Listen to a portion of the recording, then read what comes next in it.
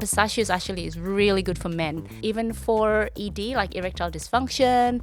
And I'm not suggesting anything here. We're talking about that. I love nuts, and I think maybe that came from my late dad, who loved nuts. It's like nuts everywhere, in the car, in the house, in the living room. And the smell was just the most wild swell. I don't know if it was hallucinogenic properties or Right? even kale. Kale also do the same. Everybody's favorite. And that's why they say like massage your kale. What do we need to know about? I think it's the king of vegetables. Ooh, that's a big claim.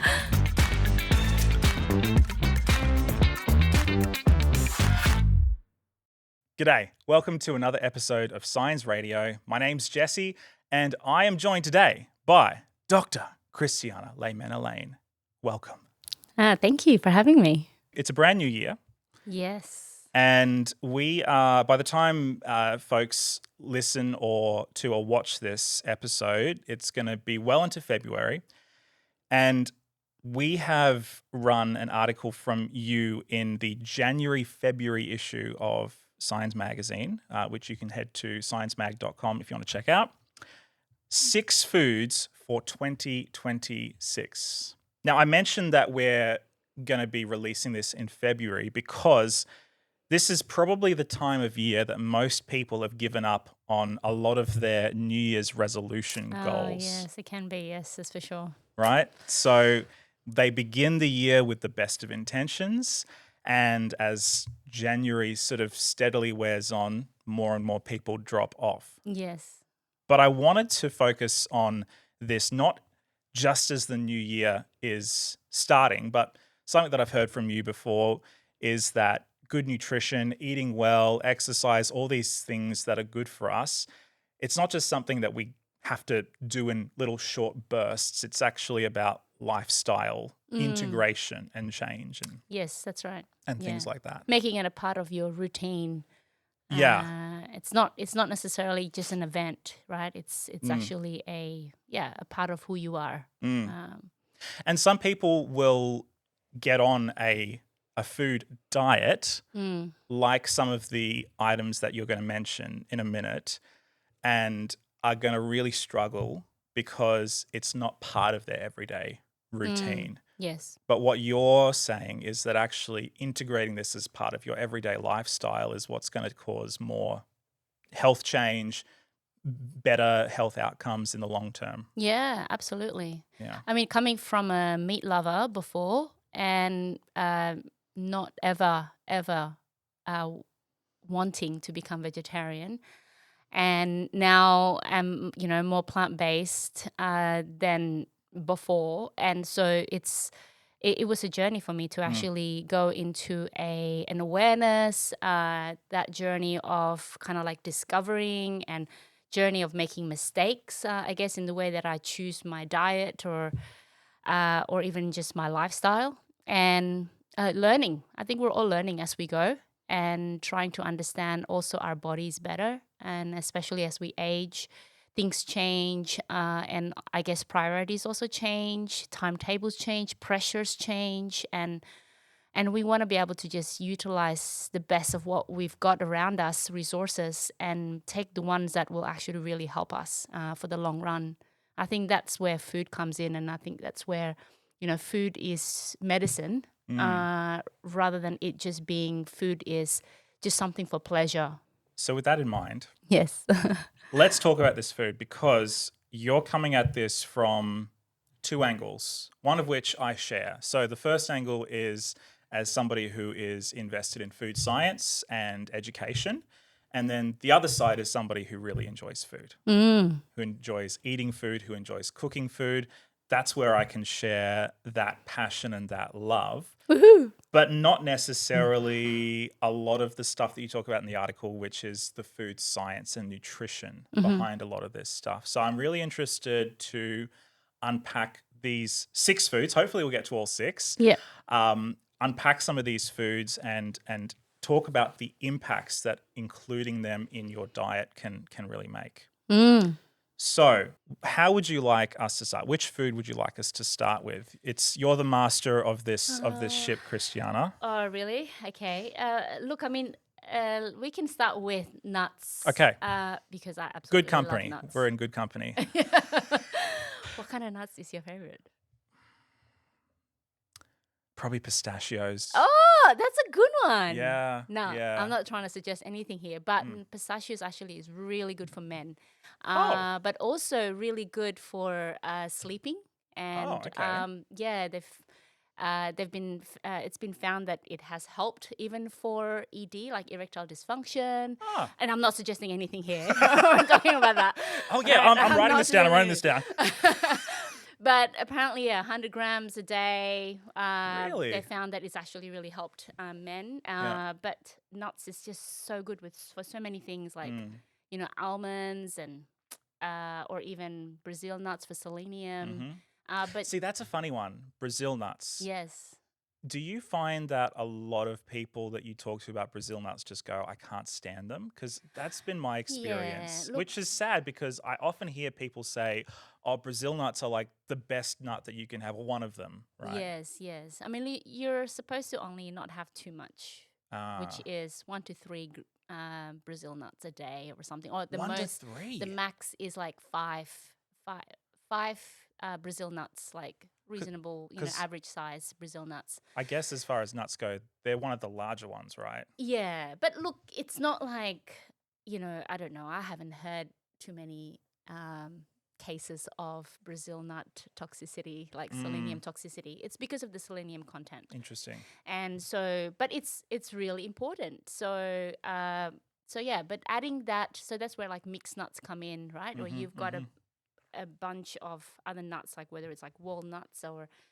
almonds or cashews, hazelnuts, and yeah. So I love nuts, and I think maybe that came from my late dad, who loved nuts, and it's like nuts everywhere in the car, in the house, in the living room, and yeah, just nuts everywhere. And I absolutely love peanut butter, Yeah, yeah. and also all the other kind of like nut butters.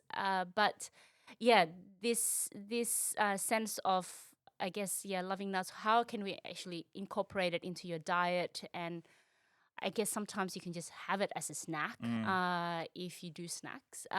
If you want to then incorporate into your dish, I mean, like you can do stir fries with nuts, and you can also now, oftentimes people like it roasted, some people like it mm, dehydrated. mm-hmm. Now, I have often found that with walnuts, when I soak them and I dehydrate them in my dehydrator, they actually taste so much better than just the Interesting. raw walnuts. Mm, I don't know what it is about the flavor that it's just enhanced. And I just sprinkle a little bit of salt very sparingly mm, before I put it in the dehydrator.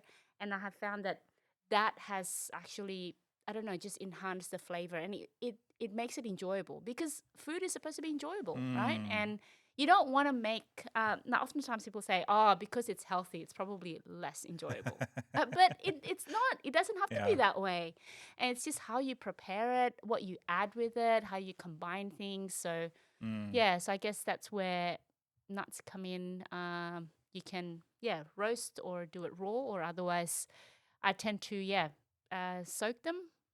Now, I don't know if the science is actually really super solid on it. I know that when I spoke to some the nut stand at a conference, and they were promoting the eating of nuts, consumption of nuts, and they have said that there is probably no difference in terms of the bioavailability of the nuts, that because of the phytic acid that's supposedly on the skins of, for example, almonds, and that it makes it more digestible if you actually uh, soak them and mm, then dehydrate them. And so that's where it's just, I guess, a choice that one makes, and see whether or not it helps you if you have digestion issues when it comes to eating nuts. mm. But yeah, certainly, I mean, that's what I found with walnuts, and even with almonds as well. I found them to be quite tasteful, because sometimes even with just eating it like that with no flavor, it's just not It really it can palatable. be it can be a little bitter. A lot of nuts can be quite bitter if they're Yes, not that's right. toasted or Yeah, roasted or whatever. yeah, Hey, yeah, yeah. I mean, like cashews, you can't eat them raw. sure, It's toxic to eat them completely raw. yeah. Yeah, so the ones that are packed in the what we get in the shops, they're already, I think, blanched or steamed or something Oh, like I that. didn't know that. Yeah, so you can't just cashews Yeah. are toxic raw. And look, we're talking about cooking, so Hmm. it would be remiss of us not to talk about some of the wonderful things that you can do with nuts. I mean, I'm very partial to a nice pesto Ah, sauce, yes, yes, and not just with pine nuts as well. yes, that's I right. mean, the Italian word pesto, I believe, just means comes from the word to bash or to Mm, smash, and yes, there's a yes, rich tradition of almonds and cashews and yes, um, with the basil and oh, mm, yes. mwah, Yeah. Bruschetta oh, yeah, with the pesto, yeah. and I mean like that's already, You can do with yes, sun just dried tomatoes. sun-dried yes. Fantastic. Um, Absolutely. and then, of course, with cashews, a lot of Indian curries will use Yes. soaked and blended for a sort of creaminess Yes, that's without right. having to use milk or cream or whatever. Yes, It's yes. lovely. Yeah, no. And even like, you can make these things that are called this cashew this cashew pear cream or the pear Pear. cashew cream, where you actually blend the cashews and the pear together, and it makes a really nice cream. Now, some people like it, some people don't. So it's something that you can actually try as well Wow. as a alternative to just like custard Yeah, or cream. that sounds really Yeah. interesting. Yes, Yeah. it is nice. Can I ask, your dad, Yes. did he have a go-to? Was there like a one particular nut that he had to have around all the time, or did he mix and match? He mix and match because look, he used to eat like he was probably a little bit allergic to nuts, but he still ate He them. didn't care. Yes, he mixed nuts. I mean, look, yeah, peanuts. He loved peanuts, Yeah. and pistachios, and like all sorts actually, almonds, cashews. Yeah, just a whole variety. Mm. Wonderful. Wonderful. All right. Talk to us about, you've already talked to us a little bit about some of the health benefits, but you list a whole bunch of others in the article. What's one or two other health benefits that we can enjoying From nuts. from nuts? Protein. It's a Okay. good plant-based protein. Right. Which is important if you are on a Yes, plant-based diet. exactly. Yeah, and you know that you're not only just eating just protein. Oh, look, there is a certain amount of fat as well in it, but it is also has the fiber. So that's why they say a handful of nuts. Really, if you're wanting to just maintain your weight, just a handful of nuts a day, and depending, of course, what calorie restricted diet that you're under, that's where you need to actually check how much nuts you can actually take or how much Mm. fat you need to take, because there is a lot of fat in nuts, but the fiber is there. So it's it actually is a very a power snack, really, when it comes to like nuts. And yeah, I Mm. think it's an awesome way to be able to actually just get something to fill in your stomach if you're really hungry. Mm. Okay. Cruciferous veg. So let's Mm-hmm. talk broccoli, cauliflower. What is Brussels sprouts. Brussels sprouts? Oh man, Yes. Yeah, I the have one that everybody loves. I have to tell you, growing up, my father, bless his heart, steamed or boiled Brussels sprouts were like the thing that he wanted, Oh, and none of the really? rest of the family was into it. So Oh, wow. we got to a point where it was just my dad who had the Brussels sprouts, and the rest of us said, "That's okay, you can have them all to yourself, Dad." Oh, Which wow. is very sad, because I will say that since becoming a grown up, I have discovered, and we will talk about this, I know, Yes. ways to cook Brussels sprouts that actually make them Yes. delicious and That's not right. bitter and slimy and Yeah, and it's got a certain smell it to does. I it, mean, and let's be honest, it's kind of a farty smell. A lot, but this is not just Brussels sprout. This is a lot of cruciferous vegetables. Cabbage is yes, pretty notorious for this as well. yes, that's right. Yeah, So, yeah. okay, all right. Well, what do we need to know about cruciferous veg? Look, it's I think it's a king of vegetables. Ooh, that's a big claim. Yeah, I don't know. I think it's because it's got like cancer-fighting compounds in it. It really helps. I mean, like it's got the fiber, obviously, and it's got also the other flavonoids in it. The greens and but the compound that it actually really provides to prevent or reduce risk of cancer, breast cancer, and as well as for prostate as well. Mm. So those who have prostate cancer, it actually reduces the risk further, and then also for breast. And so I think that's where there is the some of the fiber feeds also the gut microbiome. And I talked in another article about gut microbiome, I think a couple of years ago. And you know the pet that we have in our gut, we need to always feed them, and they love fiber and all kinds of fiber too, not just the one kind. And so that's where we want to be able to feed them, because different kind of colonies, different species feed on different things. So yeah, so but sulforaphane is the actual compound that is anti-cancerous, and broccoli is particularly high in sulforaphane. And the thing about sulforaphane is that it's you can cook even under cooking, sulforaphane will still be available. Mm. But the enzyme that converts this thing called I always forget the name for it, glucoraphanin. It just rolls off the tongue. Yes, that's right. Glucoraphanin actually mixes with this particular enzyme, myrosinase, and that makes sulforaphane. And Oh, okay, yeah, okay. you know how that is. Oh, yeah, of course. It makes so much sense now.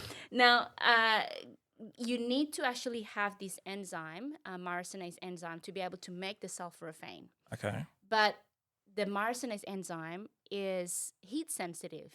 And so oftentimes we cook broccoli, but we don't get the sulforaphane from it because of the heat Because that destroys the we myrosinase. overcook it, or Not just the overcook.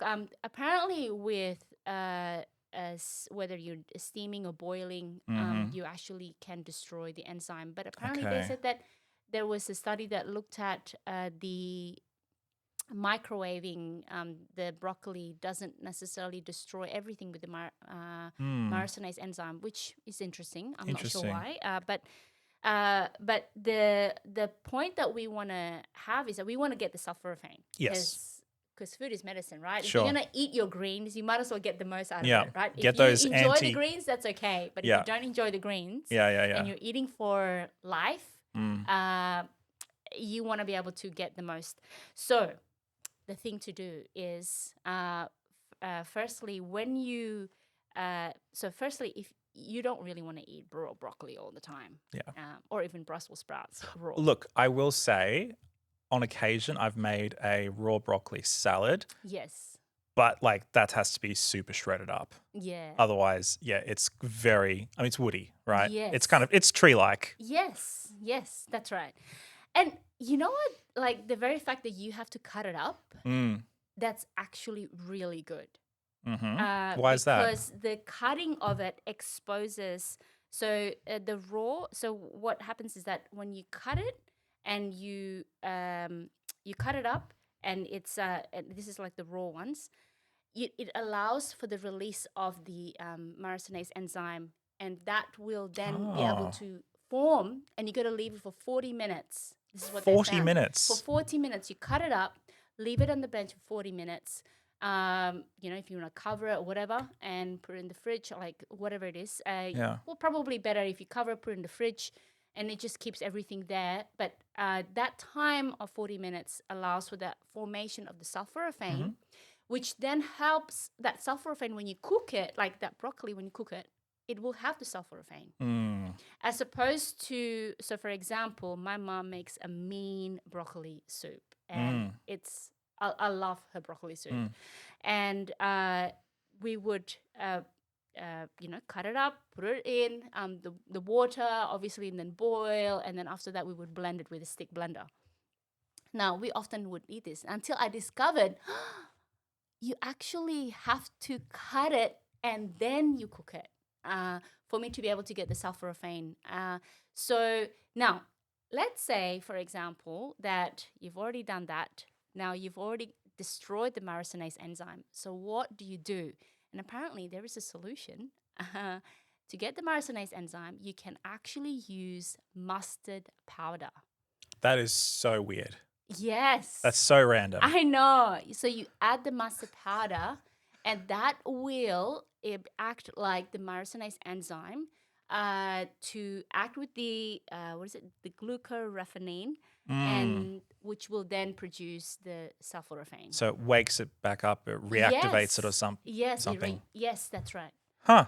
So next time, so even for snap frozen, well, I don't know what snap frozen is, but oftentimes not that I know what snap frozen is, but the frozen vegetables, the frozen cauliflower or broccoli that you buy in the supermarket, they're usually blanched and then frozen. Yeah, okay. They would have actually lost the myrosinase enzyme, so you're not going to get the sulforaphane. So the thing to do is to then add the mustard powder. Okay. So if you're going to go from raw, cut it, leave it for 40 minutes, and then cook it. And it takes 40 minutes-ish to kind of Apparently. release. Yes. Interesting. Yes. Okay. Now, is this also the case with other cruciferous veg, or is broccoli unique in that respect? If you want to get the sulforaphane, like the others also contain the sulforaphane, particularly broccoli has the highest amount of it. That's when you can, but obviously you can get other fiber components with it, and the other flavonoids as well, and So if I was to do a dish with bok choy or cabbage or what else do you mention? Turnips, kale. Yes, even kale. Right? Even kale. Kale also Everybody's do the same. everybody's favorite. Yeah, everybody's favorite. And that's why they say massage your kale. You cut it up, you soak it, you kind of massage it, you just leave it there for a bit. Allow for it to kind of, and maybe not so just rinse it and then drain it and then just leave it, and then after that utilize it so that it kind of softens a bit, because it can be a bit hardy, the kale. Okay. And you mentioned some other benefits as well. So reducing risks of blockages in the arteries, better vascular function, things like that as well. Yes, that's right. Just with it helps to actually, anything that will reduce, the hardening and the blockages of arteries will help for us to have reduces our risk of getting stroke. And so it's just the compounds that are in it, like the isothiocyanates, that help to protect our heart health. And that's also something that is together with the gut microbiome, where the gut microbiome will release some of the metabolites that will then be protective for our heart. And also for our the lining of our arteries, the cells, the endothelial cells, etc. Ever since I started learning about the power of, being a woman, wanting to actually reduce my risks of developing breast cancer, etc. Who knows what kind of exposure I've had. I worked in the lab before. All sorts of different kinds of products that you would apply on yourself, and then just exposure, different kind of pollution and toxins, where there's no kind of guarantee really whether or not you'll develop cancer or not. But as much as you can, you want to reduce some of the risks, and where you can, get the benefits out of it and still enjoy the food, that will be awesome, right? And so that's where, when I learned about broccoli and just the power of sulforaphane, that's really exciting, I think. And yeah, you can steam it, you can roast it. I prefer steaming rather than boiling for reasons that you keep the nutrients in. It doesn't leach out into the water And that's true for a lot of different vegetables. for all Hey, the different vegetables. yeah, Yeah, yeah. like steaming is always better. Mm. And if you're going to be putting in the soup, then obviously like you'll be drinking the soup. And yeah, I think these things like oftentimes we go to Thai restaurants, we would have broccoli. So sometimes like I would Mm. say, can I have extra veggies with my Mm-hmm. stir fry or whatever I'm ordering? Yeah, just to get some of the benefits. And you can have like the broccoli, you can cook it with like tofu, Mm-hmm. right? Or tempeh. Mm-hmm. And which is also what I described about in the article with the inclusion of plant-based protein with legumes, and so soybean, which I grew up with, and everyone in Indonesia actually, uh, I shouldn't I shouldn't say everyone, but a lot of people in Indonesia, they would eat tempeh and tofu together with meat, and it's Mm. not sort of something. Oh, that's just the vegetarian would be It's eating not an that. alternative. It's actually No, part of the it's just dish. part of the dish. Yeah, Yeah, yeah, and yeah. it's people would eat it as a Yep. snack or as a side dish. Mm. Like the Koreans would have the side dish, and oftentimes the Indonesians would have the tempeh and the tofu on the Mm-hmm. side Mm-hmm. as just as a condiment, as something that you would actually have with the rest of the other dishes that you Mm. order or you make. And so that's where incorporating all of these different things with like legumes, which is high in fiber, plant-based protein, right? And we think a lot of people would say, and I used to think that too, vegetarians are lacking in protein. There's like so Right. much protein that's Right. in nuts, in legumes, and even the vegetables have a level of protein as well. I mean, it's protein is the building block of cells, Mm-hmm. Mm-hmm. and so it's not like I said we're lacking protein, Mm-hmm. but it's more that what kind of things that we can actually utilize to be able to, yeah, for us to feel full as well. I would be remiss not to mention before we move on. Yes. I mentioned earlier about Brussels sprouts. Yes, that's right. Yeah.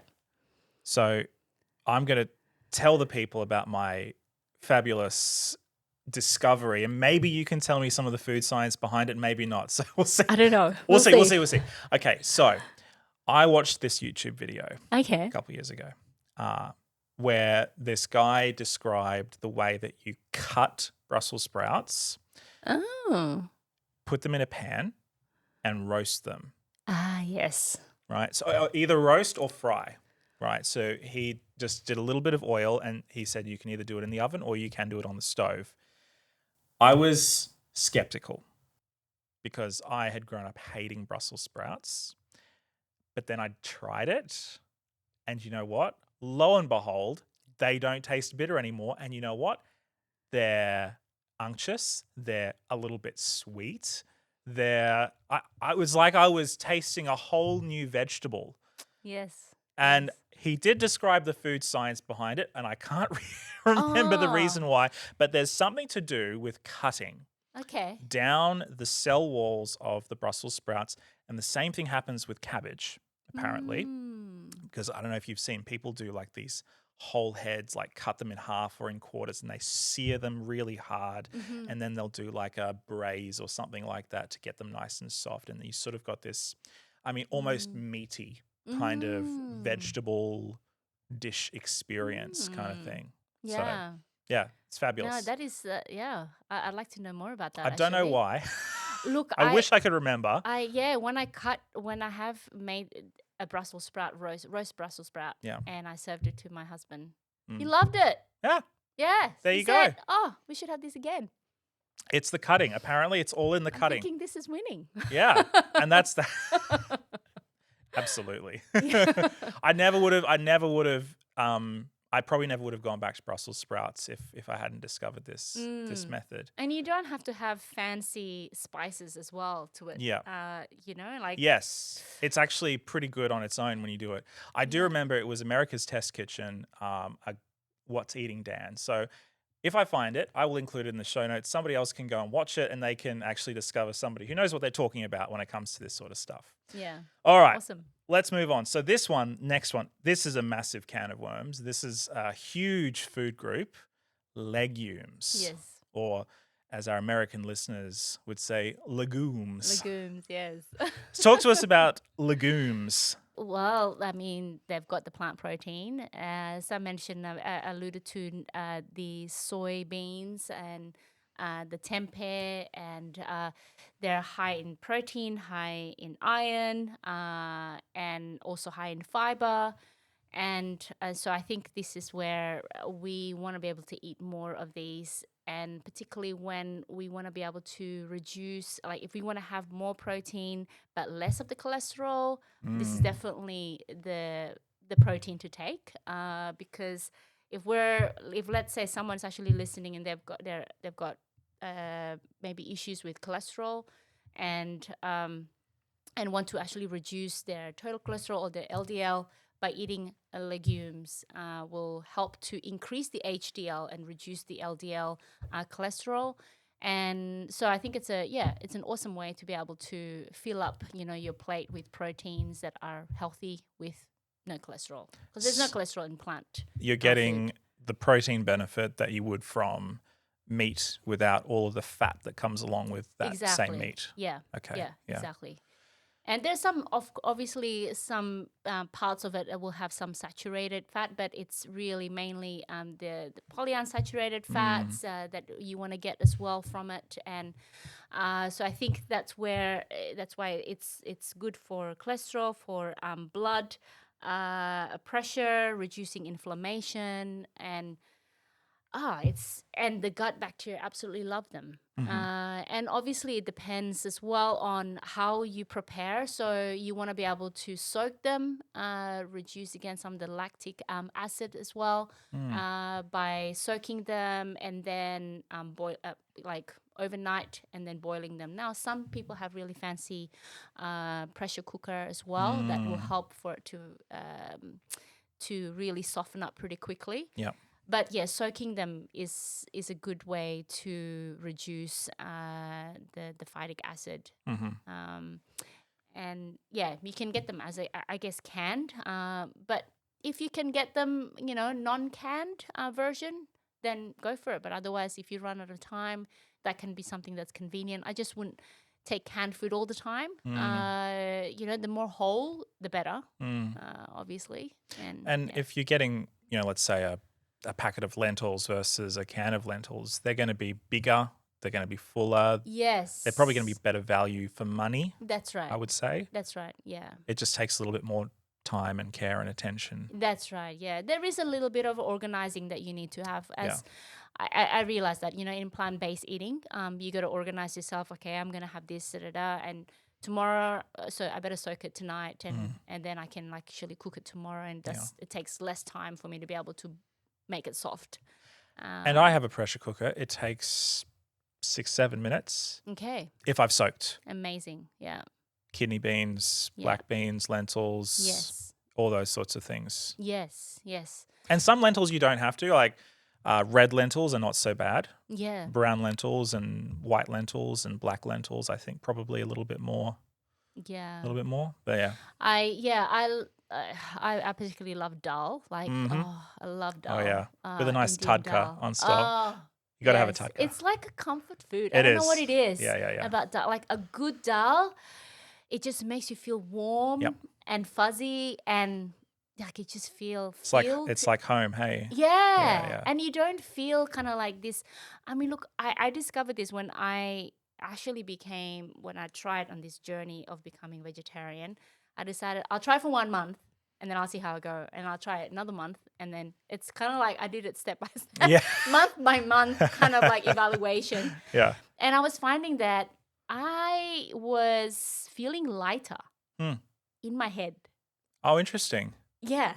I don't know what it is. So like I can't explain it. Like but a cloudiness it's is like gone. as if a cloudiness is there. Interesting. And I felt lighter. Now, I wouldn't say that I was, like I was losing a lot of weight or something like that in my, some people have shown that. But yeah, that's what, something that I've actually found as when I transitioned.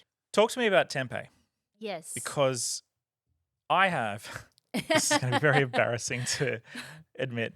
And this is true. I'm not making this up. I have a block of tempeh that I think has been in my fridge for almost 2 months. Oh, wow. Now, Okay. I don't know if it's expired yet, but it's been sitting there for so long because I bought it on an impulse, Yes. got it home, and then realized I have no idea how to cook this. I don't know what to do. Yeah. I'll get to it another time, and I just haven't gotten around to it so far. Yes. So, what is tempeh? What is it good for? And how the heck do I put it in my food? Okay, yeah. So fermented soybean, that's what Okay. tempeh is. So it's And like tofu, but not tofu? yes, that's right. They've Okay. actually like put it in something to I actually never made I've never made tempeh, but I know you need to have all of the uh what do you call it? So the thing to ferment it. Oh, like the The cultures? cultures, sorry, yes. See, I Uh knew a word. yeah, that's right, you know what. And yeah, you can actually make your own tempeh. Okay. And I know some people who have made their own tempeh, and it does taste actually a lot nicer when you make your own because it's fresh. And Right. but yeah, you can. I just had tempeh at lunch. Hey, Put it on my sandwich. a Literally tempeh a sandwich. tempeh sandwich. Yes. I know I had like avocado and I had some of the greens with it and the tempeh and just sprinkle some salt and a little bit of paprika powder.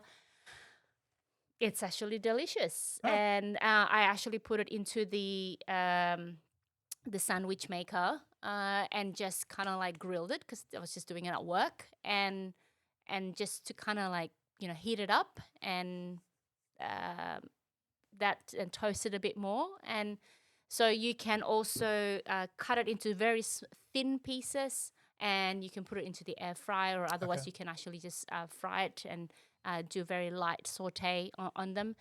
And so there's like different ways you can put it in soups, you can put it in a ramen, you can put it. Mm. So it's a fermented soybean, and I grew up with it. Uh, it's just something that I think if anyone hasn't actually tried it before, yeah, give it a try. Mm.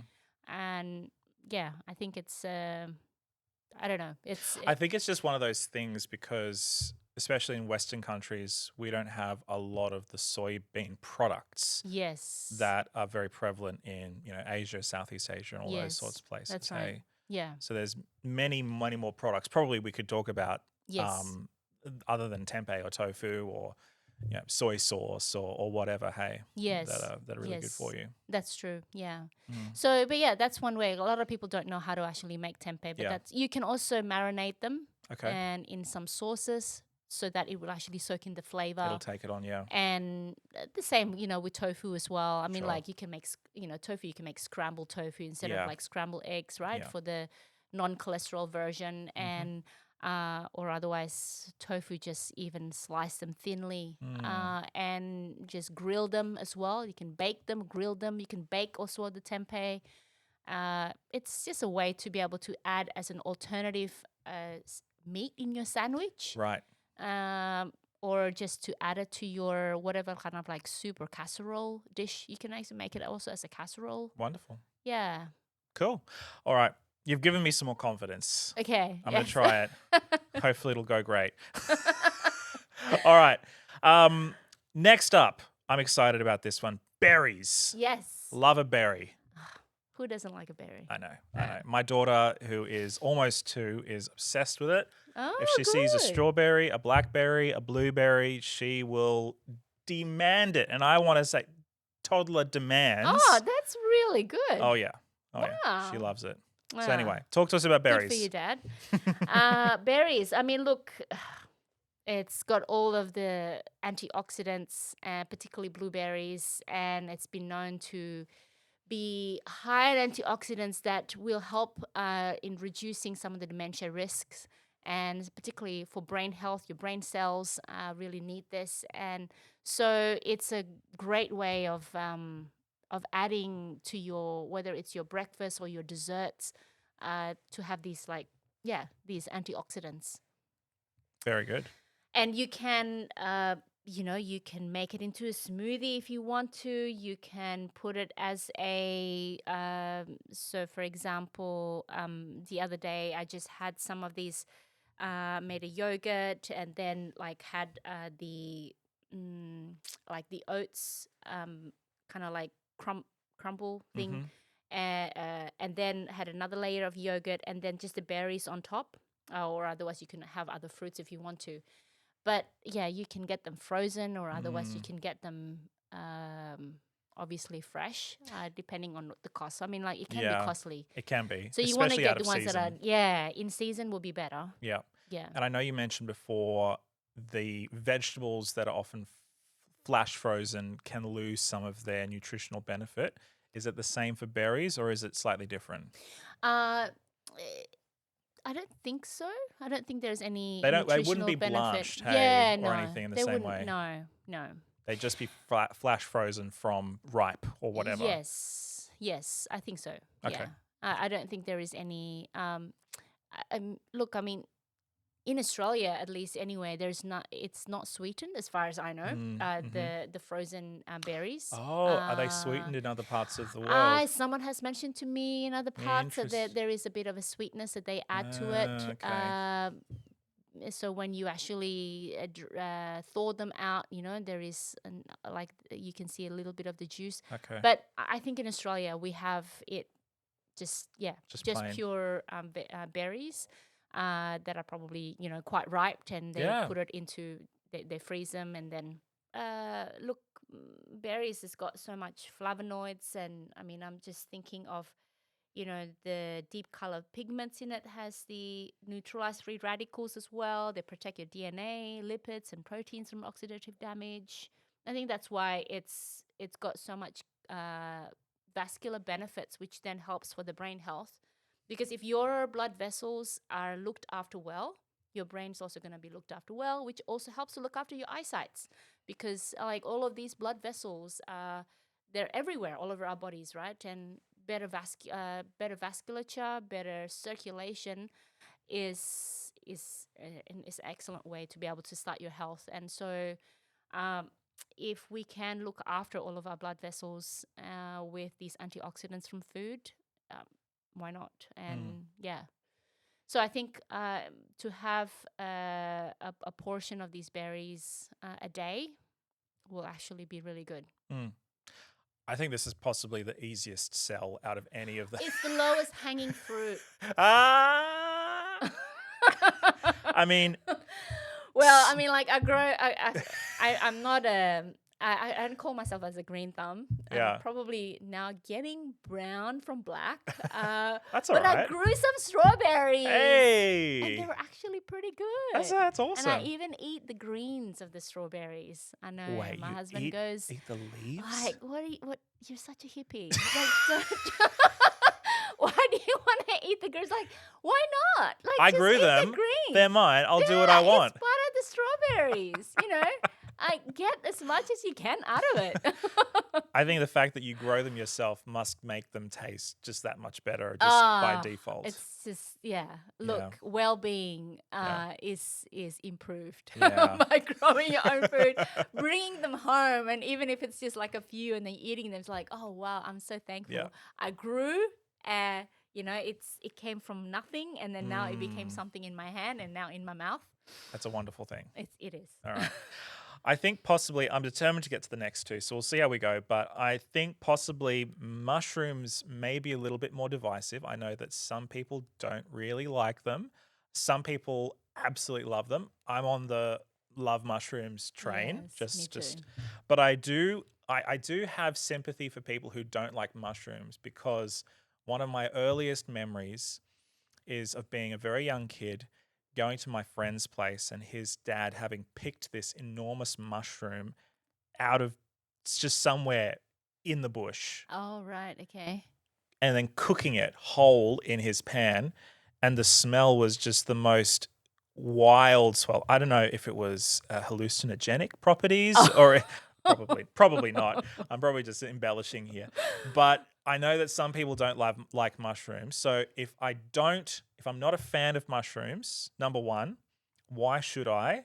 And number two, Ooh. what are some things that I can do to maybe improve my opinion of the On food? mushrooms. Yeah.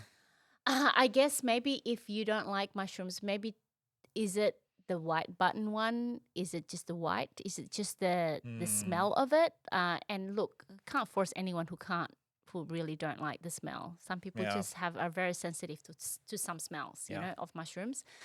I know already a few people who don't like mushrooms altogether. But I don't know if they would know if there was actually use of mushroom powder in the Interesting. seasoning as Yeah. well, right? And Yeah. so there are some mushroom powders that you can use as seasonings, and they actually can make your dish taste even really It's nice. really flavorsome. Flavorsome, yeah. I- Because it's like it's got that umami Yeah. taste, right? And if someone doesn't know what umami is, it's just more this particular taste bud on your tongue that it tastes like as if it's like meat. It's It's There it's is satisfying. satisfying, Yeah, yeah. yes. Satiating, Yes, comforting. All this. Yeah. exactly. And so that's where I think look, I mean, there's all sorts of different mushrooms. There's portobello mushrooms. There is shiitake mushrooms. I know some people are like, I know someone who loves all the different mushrooms, but not the ones that are hairy. Yeah, What right. I mean by hairy, as in like those enoki, you know, the Yeah. ones like have strands. They There are all almost sorts look of different kinds of mushrooms. almost like a seaweed type. Yes, they are kind of like a seaweed. Yeah. To foreshadow. That's right. Yeah. Yeah. Yeah. But if you haven't actually tried some of the other mushrooms, I guess maybe give it a try. Yeah. And you can get also these like dried mushrooms that you can rehydrate and Yes. put them into. So, for example, I make vegan ramen. And so I would use these dried shiitake mushrooms, which then adds also, and I don't need to add a lot to be able to flavor the particular broth. And so that's where, you know, you can also incorporate that.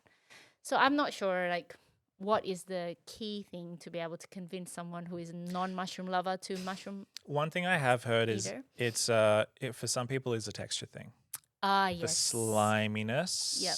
And I think particularly for people who have exclusively or predominantly had things like tinned like champignon, Oh, they right, were very yes. common in the 90s and early Yes. 2000s. My mum would always, the classic Aussie stir fry Yes. would be champignon, baby corn, Oh, yes. capsicum, and maybe some kind of veggie meat. Okay. Yeah. Without a lot of the actual good seasonings that make a stir fry good. Okay, yes. But that is definitely something that I have never been a huge fan of. I see. Personally. Yeah.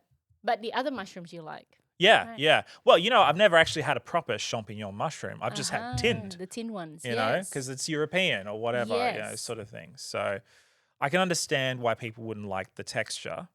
But man, if you've never had like a really nice seared or roasted mushroom, I feel like you're missing out. Yeah. In a good risotto or yes. something, a pasta dish. Yes. My mum hates mushrooms now, but that's Okay. ironic because she used to give us these mushrooms all the time growing up. So go figure. Yeah, so it is a type of mushrooms that different people have preference over. Yeah. So yeah, I think don't kind of like put them all as I don't like this particular mushroom means like I don't like mushrooms altogether. Right. Yeah. Try it because you might actually like them in It's- something else. Maybe it's in the soup. You might like it in the soup. Mm. And it's not that sliminess is not necessarily obvious. Yep. When you're taking Cream it of on. mushroom soup. Oh, cream of mushroom soup. Whew. So good. So good. It's no, look, I think mushrooms are great. It's got these beta glucans and so the stems, don't just get rid of them, just use them because but they're particularly high in the beta glucan, so you want to be able to take as much as you can, and they improve cholesterol, blood pressure, your gut microbes will actually love them, and they add flavor. And you can also get these mushrooms that are, it contains this vitamin D because of the UV exposure. Oh. in the Oh, mushrooms. okay. Yeah, because they've actually put it in the sunlight, and apparently there is this process where then there is a synthesis of the vitamin D, and so then once it's actually been in the sunlight, then you are taking on some vitamin D as well into your You are blowing my your mind right now. body. Legitimately. Yeah, the ergosterol in the mushroom, they get actually transformed into the vitamin D2, which it's a small serve, but it's something, you know. Wow. Um, yeah.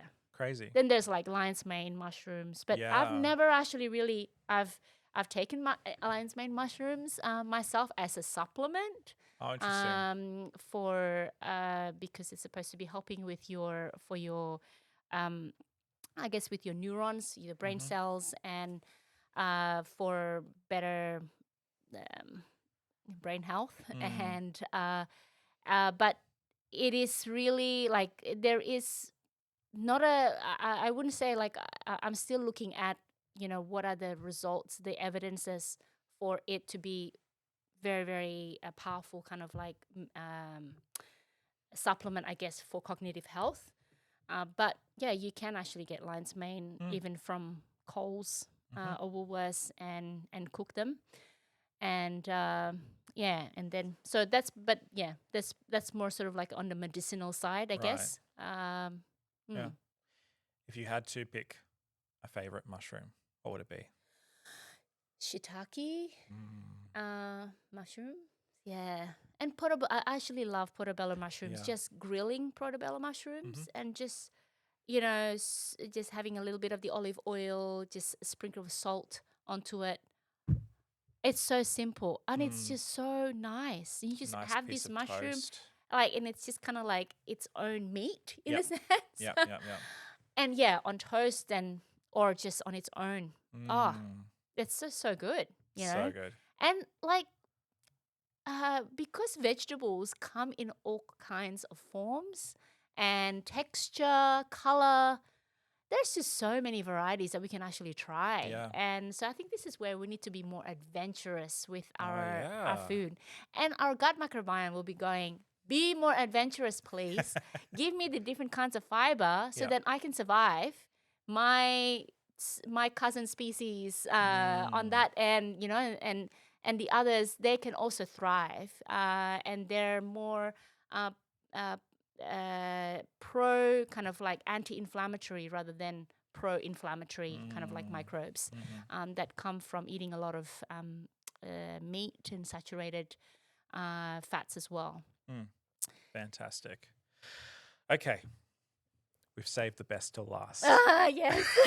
I don't know if everyone is going to say that this is the best. Maybe we should have put berries at the end. Yeah, maybe we should have as the topping. But no, let's try and be as confident as possible. I'm saying this with not that much confidence, but okay, You're not alone, alone, I'm, alone. I'm just gonna say it. Seaweed.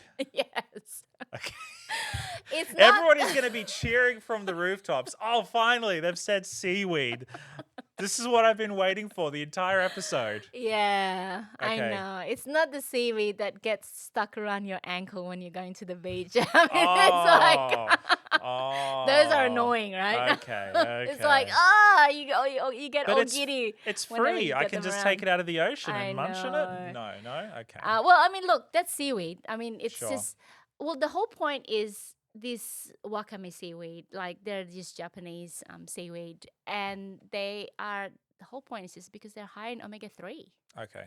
And so we want to be able to have then the omega-3 fatty acids. You can get them as a plant-based eater from flax seeds, right? Um, or chia seeds. But they are it's the ALA version, and there isn't sort of like an efficient. And people say, oh well, there isn't an efficient sort of like thing to then make them synthesize them into the EPA and DHA. But this is where we want to be able to have more of the seaweed, or maybe these omega-3, where the fish actually feed on the seaweed, and that's why they actually are high in omega-3 fatty acids. And people say, well, you can eat the fish to be able to get the omega-3 fatty acids, but you can also get them from seaweed or just algae oil. You can also get Of algae course, oil, because it's and from the sea. yeah, it's from the sea. So dumb. Sorry. But yeah, look, it's and omega-3 fatty acids is an anti-inflammatory Okay.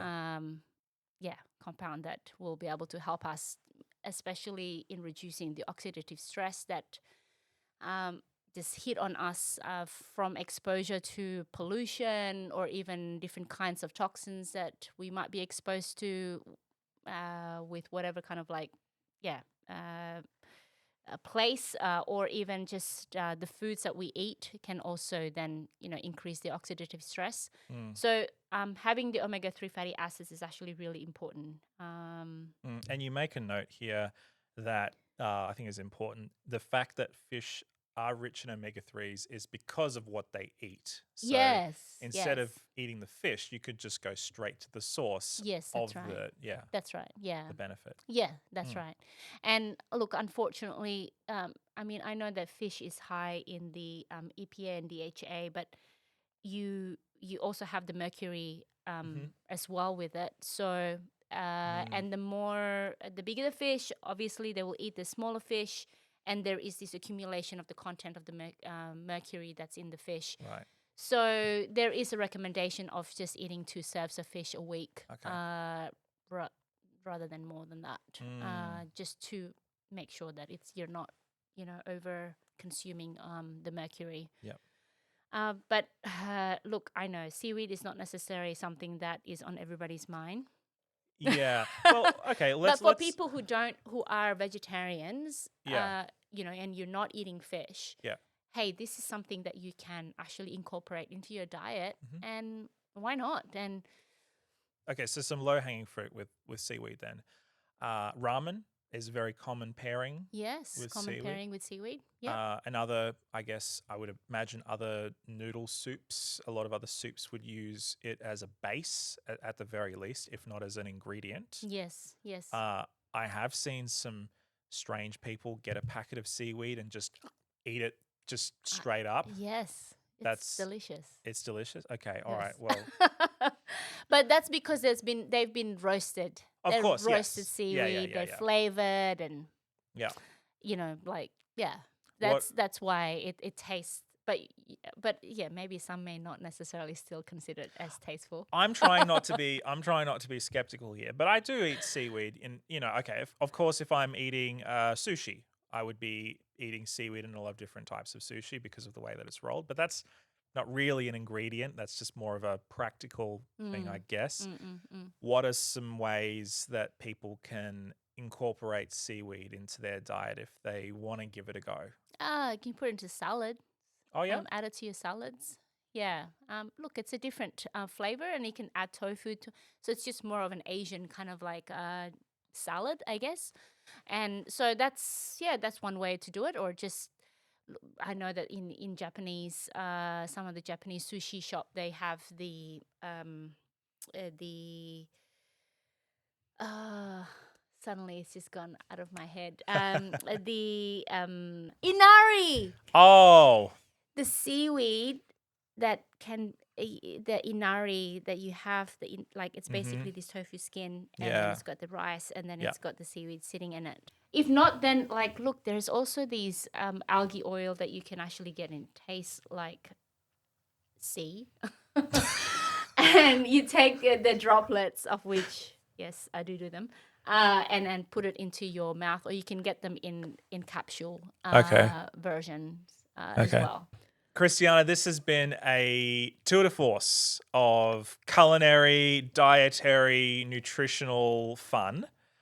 I hope that our listeners and viewers have been inspired to incorporate some of these wonderful foods into their diet. As we close, I just want to ask you one more question, and that is, if somebody were to start tomorrow, what is one food or what is one ingredient that somebody can just pick up, incorporate into a dish, into a meal tomorrow without having to go out and buy 1,000 different ingredients, what would be the one thing that you would encourage somebody to start with if they wanted to start incorporating some of these things into their everyday diet? Eat your broccoli. It's a good one. It's just so simple. Yeah. Just, yeah, eat your broccoli. Cut it, leave it 40 minutes, or otherwise, roast them and sprinkle some mustard powder. And you're good with sulforaphane to protect you. It's good for both men and women. Christiana, thank you so much. My pleasure. Hey, just wanted to say once again, thank you for watching this episode of Science Radio. If you haven't already, please subscribe, hit the like button, and if you found it helpful, share with a friend.